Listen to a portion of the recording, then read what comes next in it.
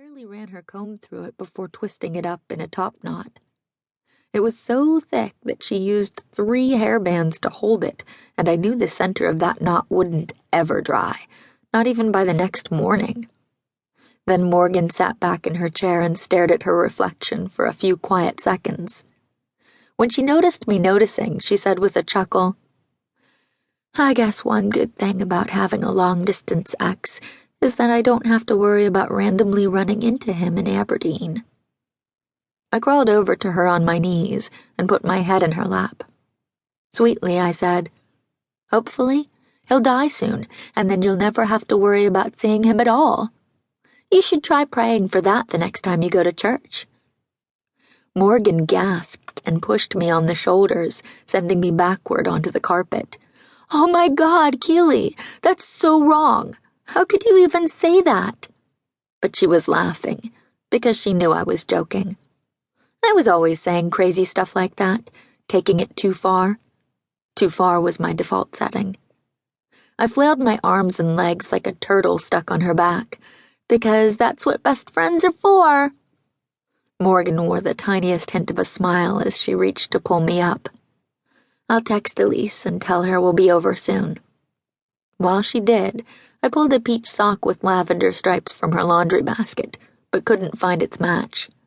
I went over to her dresser and opened the top drawer. I had to dig a little to find it. It was underneath a plush stuffed chick, with his wings glued around a plastic egg. There'd been a chocolate heart inside that egg. Morgan had given me half on a drive home from hanging out with Wes during Easter weekend. It was milk chocolate with Rice Krispies, my favorite. We ate the chocolate and drove home with the chick propped up on her dashboard, its googly eyes googling with every bump in the road. Wes gave Morgan tons of little presents like that all the time. Cheesy greeting cards, silk roses, keychains, perfume, candy. Elise said that showed what good boyfriend material he was, though I doubt he paid for any of it since his parents owned a drugstore. Before their breakup, Morgan prominently displayed the gifts around her room. When they disappeared, I assumed she'd thrown them away. But they were all there, crammed in the drawer. I lingered over them until Morgan chucked her phone aside. Then I quickly pushed the drawer shut. "Don't you think this is a huge overreaction?" Morgan said, half underneath her bed, reaching for her galoshes. I wasn't sure if she knew what I'd seen or not. I certainly wasn't going to say anything about it. "I mean, I get that it's supposed to be a crazy storm, but Levi asking Key Club to come out on a Sunday morning to stack sandbags seems crazy." I'd had the same thought myself. The river flooded at least a few times each spring, and even with the rain that had already fallen, it hadn't added up to anything disastrous. The people in town who lived closest to it knew to take certain precautions when it was supposed to storm, like parking their cars on higher ground and moving their patio furniture indoors. It was more annoying than dangerous. "Yep," I said. "And also, Levi didn't ask. He basically demanded.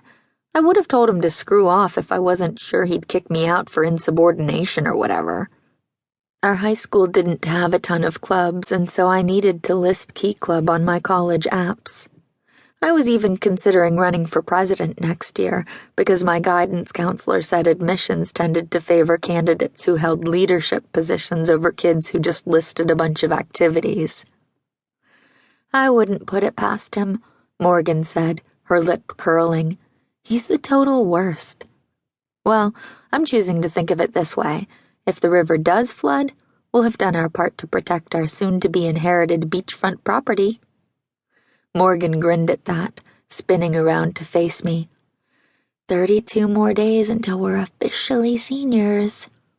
32 more days, I echoed, just as excited. At that moment, Wes was the only obstacle I saw between me and Morgan having another terrific summer together. And whether or not she kept his crappy trinkets hidden away in her drawer, he was still, thankfully, her ex. Back in the old days, Aberdeen was primarily a countryside vacation destination for the